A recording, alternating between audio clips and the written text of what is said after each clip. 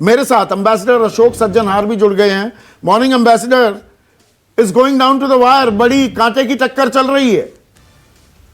जी बिल्कुल, और जैसे आप कह रहे हैं जो हमको देखना है इसमें स्विंग स्टेट्स में, बैटल ग्राउंड स्टेट्स में, और उसमें मैं देख रहा हूं जो आपने कुछ आंकड़े अभी बताए हैं संदीप, जो टेक्सास में वो आगे बाइडेन आगे चल रहे हैं और ओहायो में बाइडेन आगे चल रहे हैं। ये बहुत ही मेरे विचार से चिंता की बात है ट्रंप के लिए, क्योंकि ये दोनों स्टेट्स 2016 में उन्होंने जीती थी 9% और 8% की बढ़ोतरी से। तो इसीलिए ये समझा जा रहा था जो ये कम से कम काफी बैलेंस होगा अगर बाइडेन ने थोड़ा सा इसमें गेन भी कर लिया है। पर आप जैसे फिगर्स बता रहे हैं संदीप, उससे तो ऐसे ही लगता है तो बाइडेन तो बहुत ही आगे निकल गए हैं टेक्सास में, और टेक्सास तो नंबर 2 नहीं, टेक्सास में एम्बेसडर थोड़ा सा मैं और क्लैरिफाई कर दूं, टेक्सास में 2-2.25% का अंतर है, लेकिन ओहायो में तो ये अंतर 12-13% चल रहा है। जी जी, और ओहायो भी बहुत महत्वपूर्ण स्टेट है, 18 इलेक्टोरल वोट, 18 इलेक्टोरल वोट्स हैं। टेक्सास में 38 हैं, इसमें 18 है, तो कोई कम वो नहीं है। और ट्रंप के लिए बहुत मुश्किल ये बात इसलिए हो गई है क्योंकि उनको ये सभी बैटल ग्राउंड स्टेट्स, चाहे वो मिशिगन हो, विस्कॉन्सिन हो, जॉर्जिया हो, एरिजोना हो, नॉर्थ कैरोलिना हो, ये सब स्टेट्स उनको लेनी है, तभी वो पहुंच पाएंगे। अदरवाइज जो बाइडेन तो एक दो अगर लूज भी कर जाएं तो तब भी उनका वो 270 का आंकड़ा वो पहुंच जाएंगे। तो आपने नॉर्थ कैरोलिना का जिक्र किया है एम्बेसडर, वहां भी 51% रिपोर्टिंग है, मतलब 51% मत गिने जा चुके हैं। वहां पर भी आंकड़ा 10% का है। ओहायो में 12 से 13% का फर्क जो बाइडेन के पक्ष में। नॉर्थ कैरोलिना, वहां 15 इलेक्टोरल वोट्स हैं, वहां पर भी 10% के करीब का फर्क। तो जो अभी तक रुझान आ रहे हैं वो इतने ज्यादा एनकरेजिंग नहीं लगते हैं प्रेसिडेंट ट्रंप के लिए। भरत भाई बैठे हैं, डॉक्टर भरत पटेल एम्बेसडर, वो तो सीधा कह रहे हैं नीला हो जाएगा पूरा America. He is taking his neck out. मेरा प्रोग्नोसिस भी मैंने दो चार उनको दिया था, और मैंने यही कहा था जो बाइडेन बिल्कुल जीतने वाले हैं। हम जितना भी चाहें जो भाई ट्रंप भारत के लिए अच्छे रहे हैं, उन्होंने चीन के विरुद्ध भारत का साथ दिया है, आतंकवाद के विरुद्ध भारत का साथ दिया है, हमारे यहाँ पर अंदरूनी जो हमारे मामलात है उसमें उन्होंने दखल अंदाजी नहीं की है, वगैरह वगैरह। परंतु जो जैसा उन्होंने कोरोना वायरस को मिसमैनेज किया है, जैसे वहां पर इकोनॉमी में 22 मिलियन लोग जॉबलेस हो गए हैं इसकी वजह से, जैसे उन्होंने रेस रिलेशंस में बिल्कुल ठीक वो काम नहीं किया है, और जो हेल्थ केयर में उन्होंने कुछ भी नहीं कर पाए हैं। ओबामा केयर को तो उन्होंने कहते हैं हटा देंगे, पर अपनी तरफ से कुछ नहीं लेकर आ पाए हैं।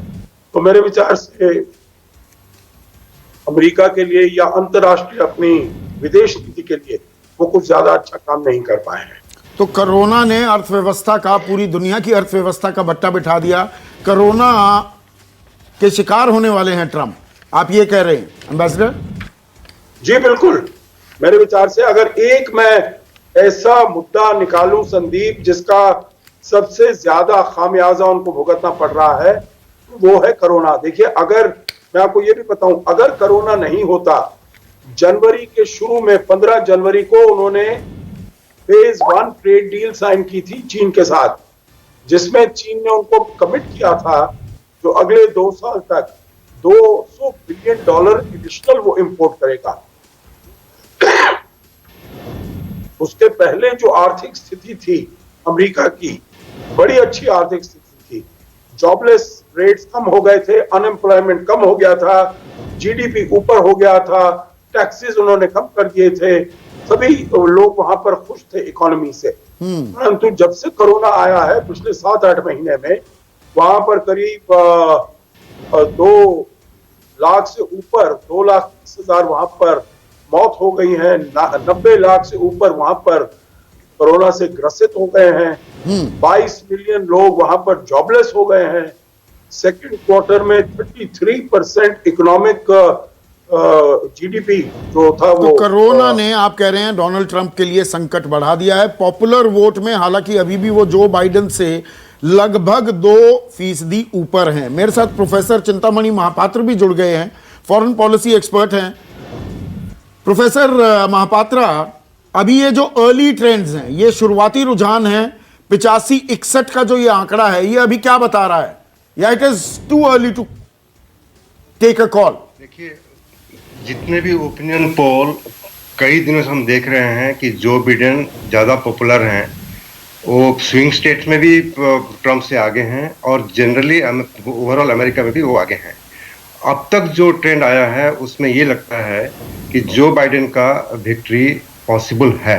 फिर भी मैं ये कहूँगा कि पिछले कई दशकों से फ्लोरिडा में कोई रिपब्लिकन प्रेसिडेंट नहीं बना फ्लोरिडा में अगर हार गया तो अभी फ्लोरिडा है उसमें डोनाल्ड ट्रंप। दूसरी बात मैं ये कहूँगा कि जो ओपिनियन पोल है 2016 में सारे फेल मार गए। उसमें एक ही आदमी था, उसका नाम है रॉबर्ट कैलाही।